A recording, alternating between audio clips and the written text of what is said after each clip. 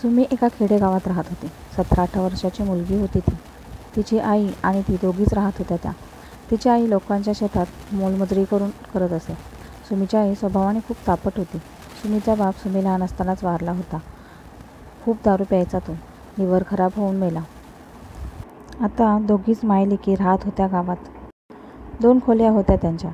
एका खोलीत त्या दोघी राहत असत आणि एक खोली भाड्याने देण्यासाठी ठेवली होती. पण ती खोली त्या दोघी राहत असलेल्या घरापासून थोडी लांब होती. तसंही दोघींच्या दृष्टीने ते सोयीचंच होतं म्हणा. जरी कोणी एकटा पुरुष राहायला आला तरी या दोघींना काही त्रास होणार नव्हता त्याचा. सुमी वाढत्या वयानुसार बदलली होती. म्हणजे शरीराने पण मनाने अगदी निरागस होती ती. चांगलं वाईट ह्यातला फरकच कळत नव्हता तिला. पण वयात आल्यापासून पूर्वीपेक्षा जास्त सुंदर दिसायला लागली होती ती. आता गोरापान रंग अगदी दुधासारखा. जे मिळेल ते खायचं म्हणून अंग पण तिचं भरलं होतं. डाळिंबासारखी मुसमुसली होती ती. वक्ष तर अगदी गोल गरगरीत झाले होते. नितंब पण अगदी डेरेदार दिसत होतं. लाल आणि गुलाबाच्या पाकळ्यांसारखं नाजूक होठ. अगदी कामदेवतेसारखी होती ती दिसायला. कधी कधी तर गावातील लोक तिच्या आईवरच संशय घ्यायचे. नक्की ही तिचीच मुलगी आहे का म्हणून. एवढं सुंदर अप्सरांनी सौंदर्य एका गरिबाच्या झोपडीत जन्माला आले म्हणून. म्हणजे लोकांना आश्चर्य वाटले. सुमी मात्र वेड्यासारखी गावभर बोंबलत फिरायची. कपडे कसले पण असायचे तिच्या अंगावर. म्हणजे फाटलेले असले तरी तिला काही फरक पडत नसायचा. मळलेले असायचे तर कधी तंग. स्वतःच्या शरीराकडे ती मुळीच लक्ष देत नसायची. सौंदर्य म्हणजे काय असतं ह्याच्याशी काही देणंघेणंच नव्हतं तिचं. कधी कधी तर सुमीचे कपडे एवढी तंग असायची की गुदमरून तिचे वक्ष बाहेर निघायला बघायचे. पण त्याचं तिला काहीच वाटत नसायचं. पण काही बाबतीत मात्र लई कडक ती. जर कोण तिच्या वाटेला गेलं तर त्याचे काही खरं नाही मग. अंगावर बसूनच तुडवायची ती त्याला. मायलेकी भांडायच्या बाबतीत लय खतरनाक होत्या म्हणून सहसा त्याच्या वाटेला कोणी जात नसतं. भाड्याने राहायला आलेला मॅनेजर त्याला जेवणाचा डब्बा तिची आईच देऊन यायची त्याला. सकाळी आणि रात्री. तो मॅनेजर दिसायला अगदी काळा जाड 40च्या आसपास असेल वयाने. जास्त कोणी ओळखीचं नसल्यामुळे घरी आला की दिवसभर झोप काढत असे. एकटाच राहत होता तो. एके दिवशी आईला कामावरून घरी यायला उशीर झाला म्हणून सुमीत जेवणाचा डब्बा घेऊन गेली त्याचा. हा मस्त घोरत पडला होता. तिने जाऊन आवाज दिला, साहेब डबा आणला. आवाज ऐकून तो लगेच डोळे चोळत उठला. एकदम सुमी त्याच्या समोर आली. त्याने आज पहिल्यांदाच तिला पाहिलं होतं. प्रत्येक वेळी तिची आई येत होती डबा घेऊन. पण आज ती आली होती. पोलका चोळी घातली होती तिने आज. चोळी अगदीच तंग झाली होती तिला. आतून अर्धे वक्ष बाहेर आले होते तिचे. त्याचं लक्ष तिच्या तंग चोळीवर गेलं. वासनेने पेटूनच उठला तो. तिला काही काळाच्या अगोदरच त्याने एकदम घट्ट मिठी मारली तिला. आपल्यासोबत काय घडते हे क्षणभर कळलंच नाही सुमीला.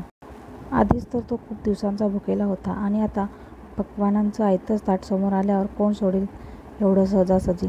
बिचारी सुमी निरागस असल्या गोष्टींचा कसलाही गंध नसलेली अलगद एका राक्षसाच्या जाळ्यात सापडली होती. किती दुर्दैवी होती ती आज. तिने त्याच्या मिठीतून सुटण्याचा प्रयत्न केला पण काहीच उपयोग झाला नाही. ती ओरडू नये म्हणून त्याने तिच्या तोंडात रुमालाचा बोळा कोंबला आणि तिची चोळी एका क्षणात फाडून टाकली. तिचे गोलगरगरीत वक्ष बघून तर तो वेडाच झाला. तिला ढकलत नेऊन भिंतीवर दाबून धरलं आणि आपल्या रांगड्या हाताने तिचे स्तन क्रूरपणे कुस्करू लागला. आपल्या शरीराला पहिल्यांदाच परपुरुषाचा स्पर्श झालाय आणि तो पण इतक्या भयानकपणे हा विचारच तिला सहन होत नव्हता. वेदनेने तर ती भयंकर तडपत होती पण तोंडातून आवाज निघत नव्हता तिच्या. तो तिच्या नितळ गालाचे मानेचे मुके घेत होता अगदी किळसवाण्यासारखे. तिला तर उलटीच येत होती त्याच्या वासाने. तिच्या उरुजांना कुस्करणं चालू होतं त्याचं. मग त्याने तिला कमरेत हात घातला आणि पोलक्याची नाडी ओढून काढली. तिला पूर्णपणे विवस्त्र केले आणि उचलून गादीवर टाकलं. ती जोराचा प्रतिकार करत होती पण त्या नराधमासमोर तिची शक्ती तोकडी पडत होती. भुकेल्या वाघाने गरीब हरणीची शिकार करावी असं तो तिची शिकार करत होता. पण तरीही ती त्याला जुमानत नव्हती. जोरदार प्रतिकार करत होती. शेवटी रागाने त्याने तिला जोरात थोबाडीत मारली. त्या माराने थोड्या वेळासाठी तिची शुद्ध हरपली. तोपर्यंत त्याने एका दोरीने बेडला तिचे हात बांधले. तारुण्याने मुसमुसलेला तिचा उघडा देह बघून तर तो जास्तच पिसाळलाच. लगेच स्वतःचे सगळे कपडे काढून वेड्यासारखं तिच्या अंगावर किस करू लागला. त्याला असं उघडं बघून तिला शिसारीच आली. तोंडात रुमालाचा बोळा असल्यामुळे ओरडता पण येत नव्हतं तिला. देव कुठल्या जन्मीची तिला एवढी भयंकर शिक्षा देत होता कोणास ठाऊक. लगेच तो तिच्या उघड्या अंगावर पडला आणि थोड्या वेळात पोटाखाली तिला भयंकर वेदना झाली. वेदनेने डोळ्यात अश्रू आले तिच्या. तिचे अश्रू बघून तर त्याला अजूनच आसुरी आनंद झाला. जेवढा जोर लावता येईल तेवढा जोर लावून तिच्यावर तो त्याचं शरीर घुसवत होता. रानटी 15-20 मिनिटांनी आपली कामवासना झाल्यावर तिच्यावरून उठला तो. ती तर बेशुद्धच पडली होती त्याच्या आक्रमकपणामुळे. त्याने बाजूला होऊन कपडे घातले आणि तसाच बसून राहिला तिच्याकडे बघत. जेव्हा डोकं शांत झालं होतं तेव्हा कळलं आपल्याकडून किती मोठी चूक झाली होती. त्याने पटकन तिचे हात सोडले. त्याला आता भीती वाटायला लागली होती. अपराध करताना माणूस बिनधास्त करतो, पण जेव्हा त्या अपराधाची शिक्षा भोगायची वेळ येते तेव्हा मग त्याला भीती वाटते आणि पश्चाताप होतो. तिची आई पोलिसात गेली तर त्याला काय करावे ते सुचेना. जरा वेळाने ती शुद्धीवर आली. उठून बसायला लागली तर पोटात खूपच जोरात दुखायला लागलं. तिच्या पूर्ण शरीर ठणकत होतं. ती हळूहळू उठली, खाली पडलेले कपडे उचलून घेतले आणि हळूहळू ती घरी आली. तिची आई अजून आली नव्हती. घरी जाऊन थंड पाणी अंगावर घेऊन खूप रडली ती. स्वतःचीच किळस वाटत होती तिला. अजून पण भास होत होता की त्याचा हात तिच्या शरीरावरून फिरतोय असा. थोड्या वेळात तिची आई कामावरून आली. सुमीचा विचित्र अवतार बघून तिच्या काळजात एकदम धस्स झालं. "काय ग सुमी?" म्हणून धावतच ती आत आली आणि तिला जवळ घेऊन विचारू लागली, "काय झालं ग सुमी?" पण सुमी काहीच बोलली नव्हती, फक्त रडत होती. तिच्या आईने तिला छातीशी कवटाळून धरलं. सुमी अजूनच जोरजोरात रडायला लागली. तिच्या आईला माहिती होतं गावातील मुलं सुमीला किती घाबरतात.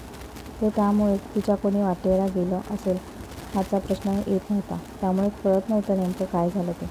जेव्हा सुमीचं रडणं बंद झालं तेव्हा तिने तिच्यासोबत काय काय झालं ते आईला सगळं सांगितलं. हे ऐकून तिच्या आईला धक्काच बसला. तिला तर लेकीचं सात्वन कसं करावं तेच कळेना आणि लेकीचं दुःख ऐकून तिच्या डोळ्यातून अश्रू वाहू लागले. पण क्षणभरच फक्त. आणि आता डोळ्यात अंगार फुलला तिच्या. "तू थांब इथेच सुमी, मी आलेच," असं म्हणून तिची आई झटक्यात उठली. नुकतीच शेतातून आल्यामुळे तिच्या गवात कापण्याचा विळा होता. तो विळा तिने घेतला आणि तडतड चालत मॅनेजर जिथे राहत होता त्या खोलीकडे गेली.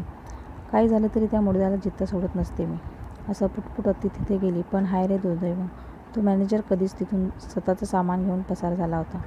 दरवाजा पूर्णपणे उघडा होता. आतमध्ये काहीच नव्हतं. पूर्ण खोली रिकामी होती. ते दृश्य बघून तिची आई मटकन खालीच बसली. "आता काय करू मी?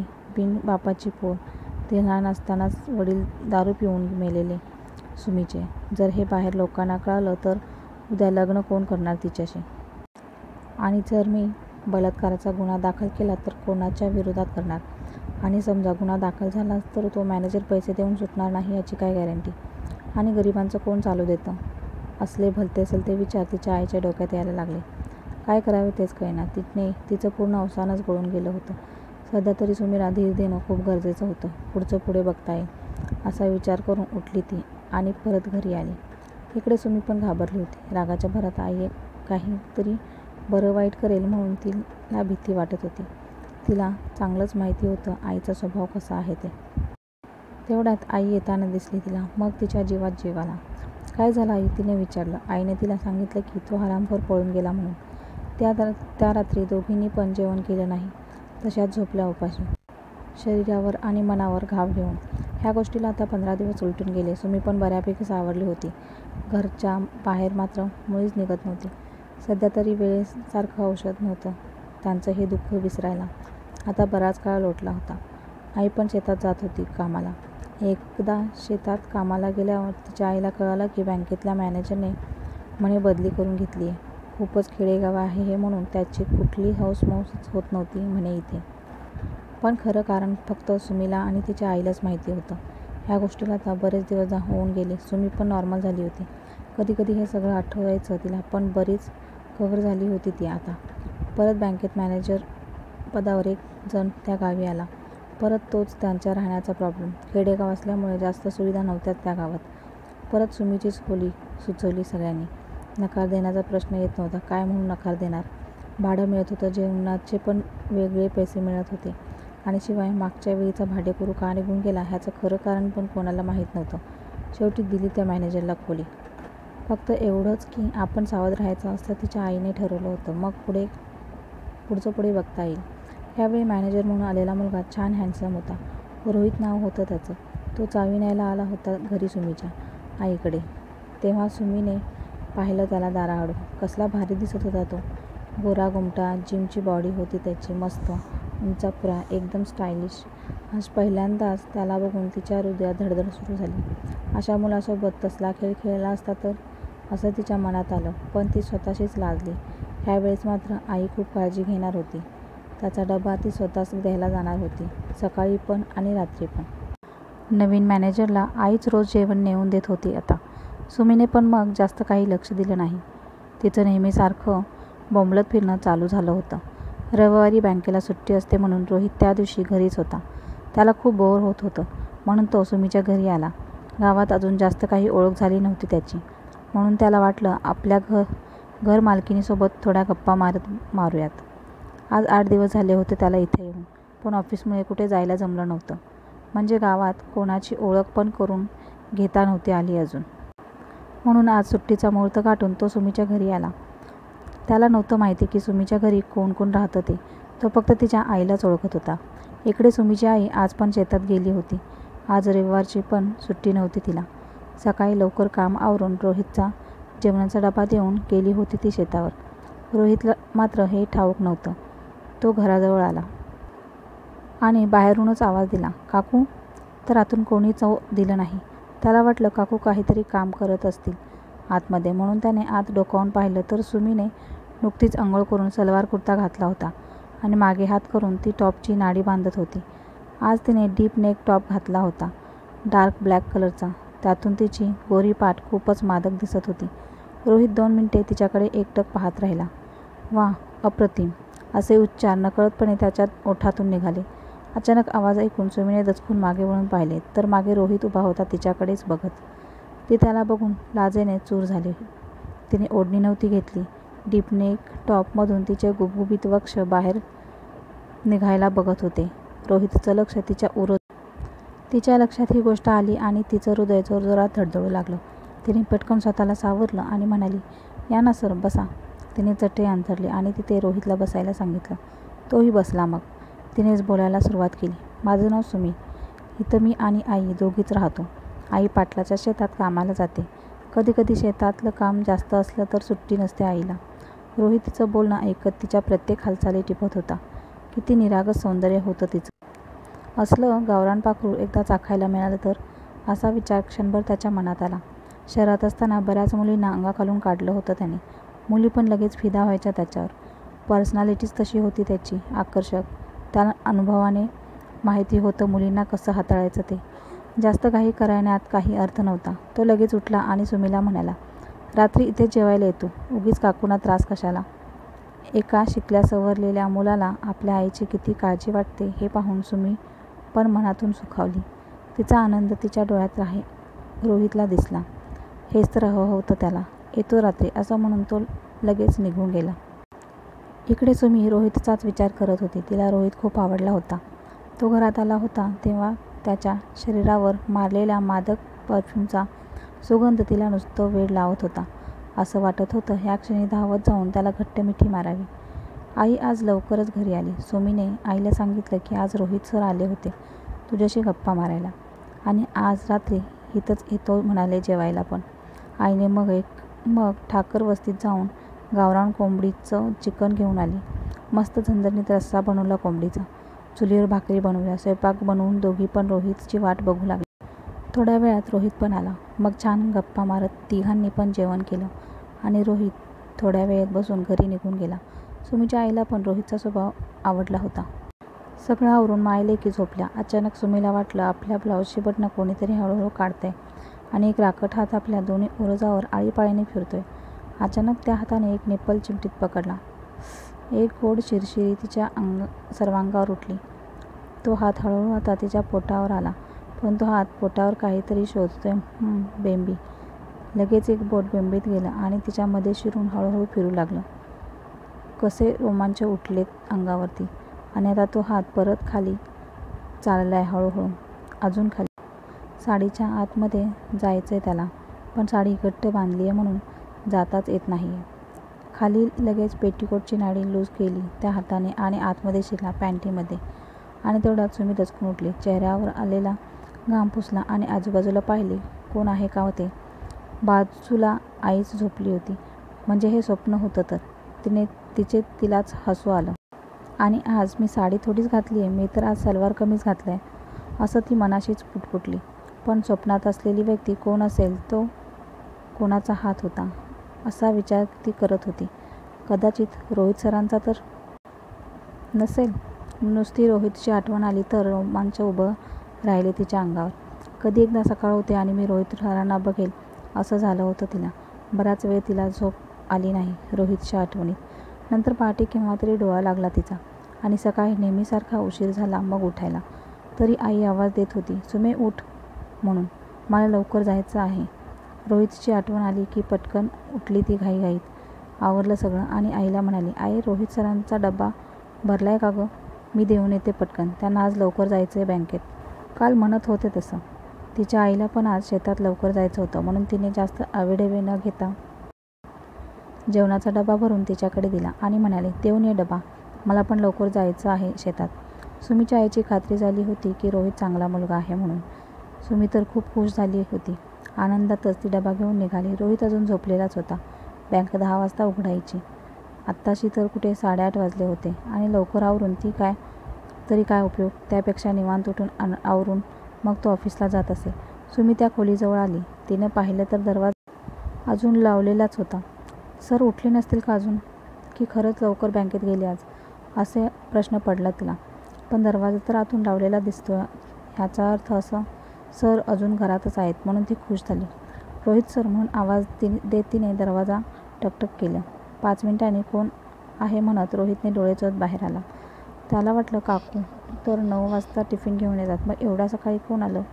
त्याने बाहेर येऊन पाहिलं तर दारात सुमी होती. तो क्षणभर तिच्याकडे बघतच राहिला.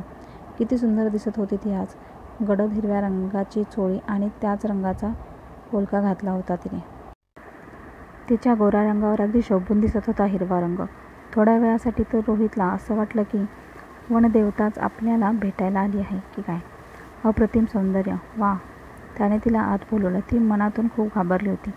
त्या काळ रात्रीची आठवण झाली तिला. त्या दिवसानंतर पहिल्यांदाच ती आज इथे आली होती.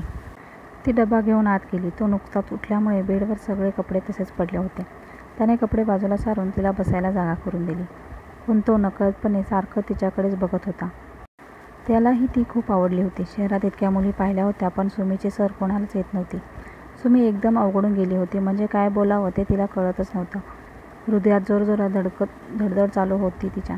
ती पटकन उठली आणि म्हणाली, सर मी जाते, घरी आई वाट बघत असेल.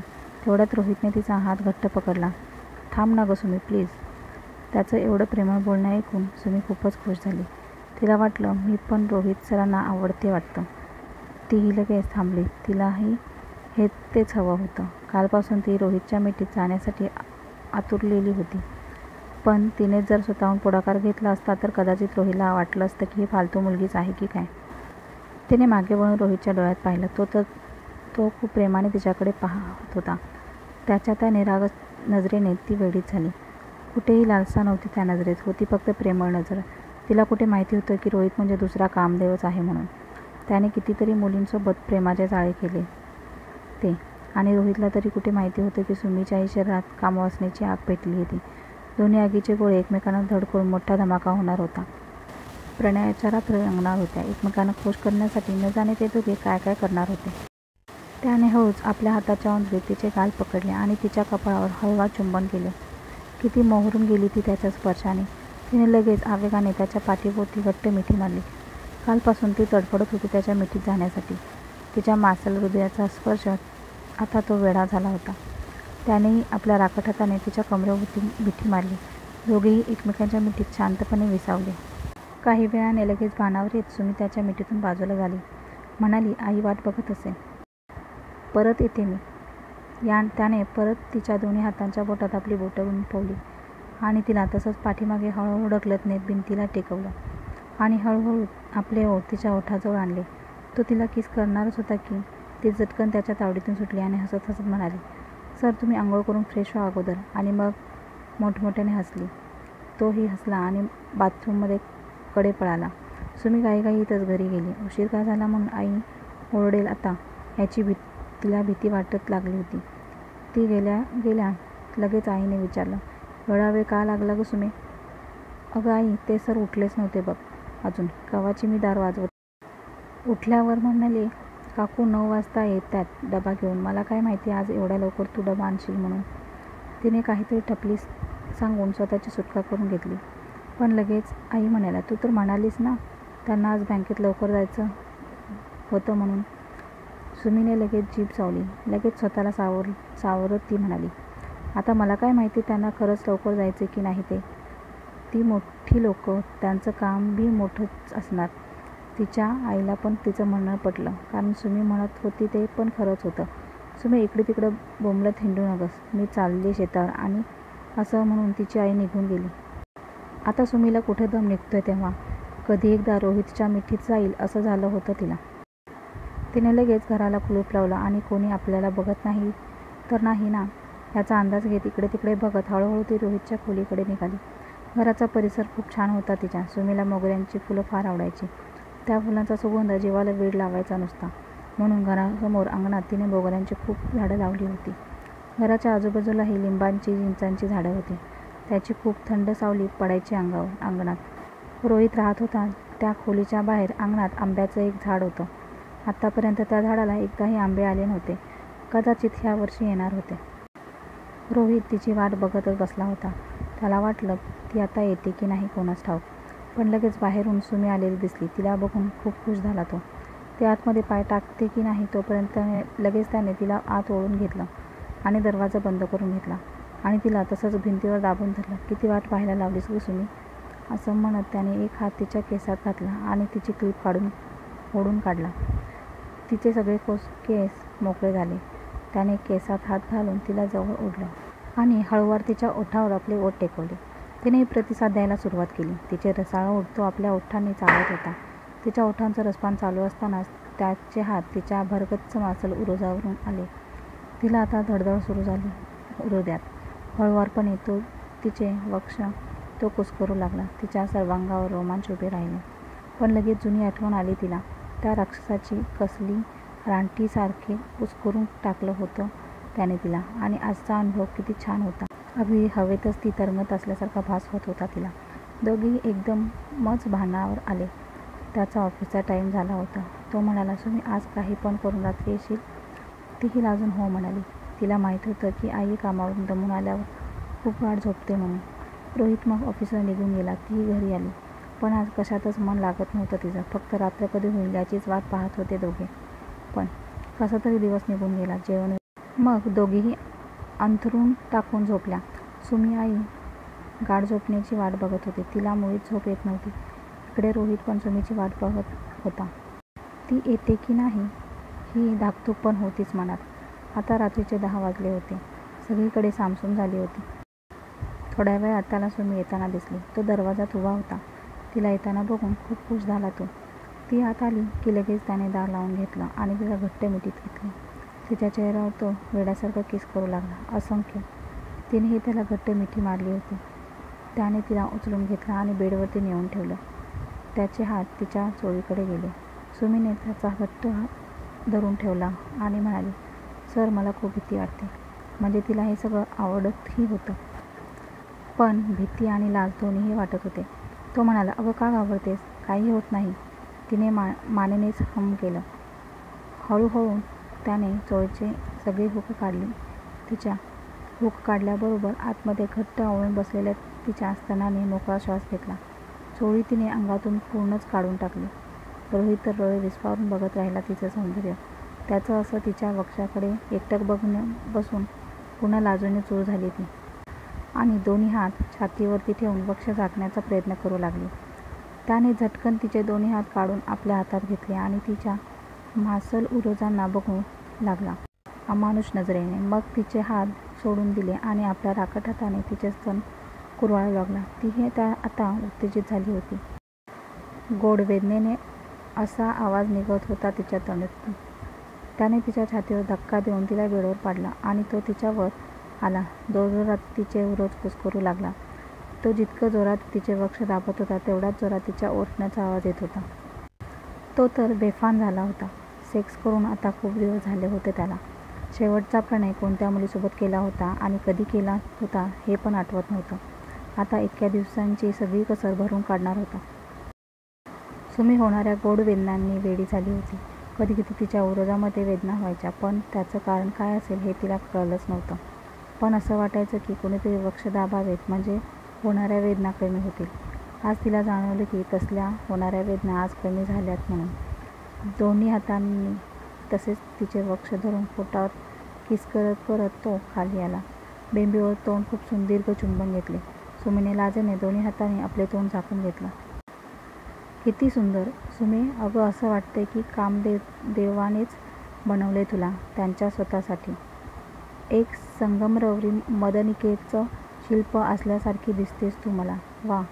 सुमी तर लाजेमुळे तोंडावरचा हात काढायलाच तयार नव्हती.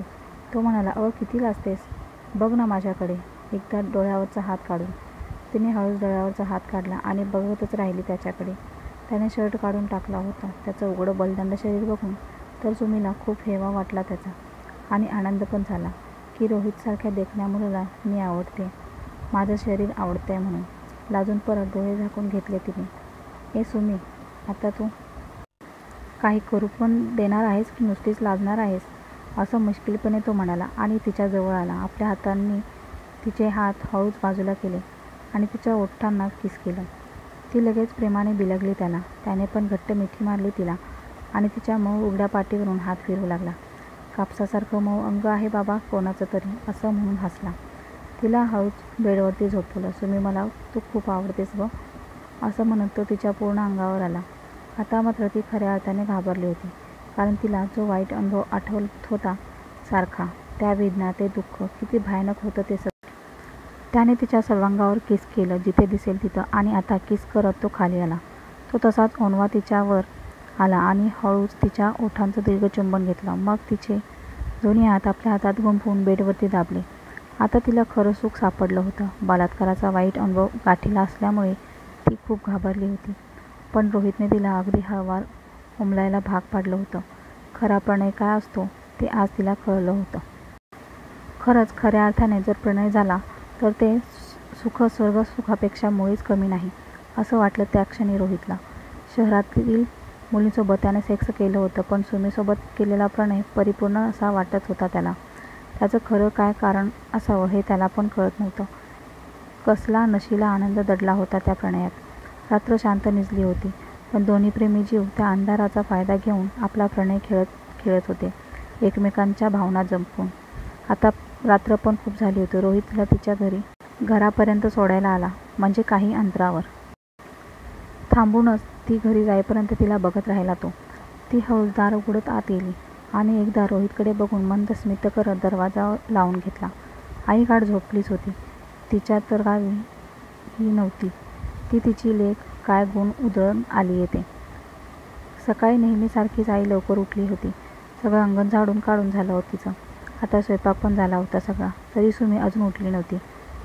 मग आईने आवाज द्यायला सुरुवात केली, सुमी उठ लवकर, कवर झोपून राहणार आहेस. आईच्या आवाजाने सुमीला जाग आली आणि रात्रीच्या गोड आठवणी ताज्या झाल्या. हे आठवून गोड रोमांच उभे राहिले तिच्या सर्वांगावर. आपल्या आवडत्या व्यक्तीनेच आपलं पूर्ण शरीर फुलासारखं कुस्करून टाकलंय हे आठवून आनंदाने मोहरून गेली होती ती. प्रणयाच्या गोड वेदना अजून पण शरीरावर जाणवत होत्या. आज पण हा खेळ खेळायचाच म्हणून खूप खुश झाली ती. लगेच उठून आवरायला गेली. खूप प्रसन्न वाटत होतं तिला आज. तिने लावलेल्या मोगऱ्याच्या झाडांना खूप फुलं आली होती. सगळीकडे त्याचा सुगंध द्रवत होता, जीवाला वेड लावणारा. तेवढ्यात बाहेर रोहितचा आवाज आला, काकू आज तुमच्या इथे मी चहा प्यायला आलोय.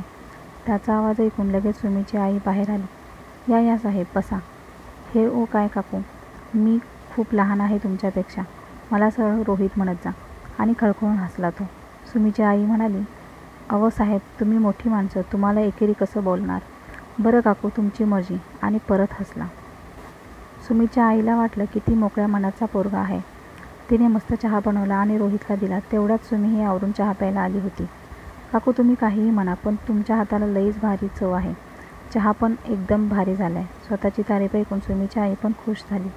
तेवढ्यात त्याने सुमीला डोळा मारला आणि खुणेनेच घरी ये असं सांगितलं. पुढील कथा या कथेच्या पार्ट 2 मध्ये ऐकायला मिळेल.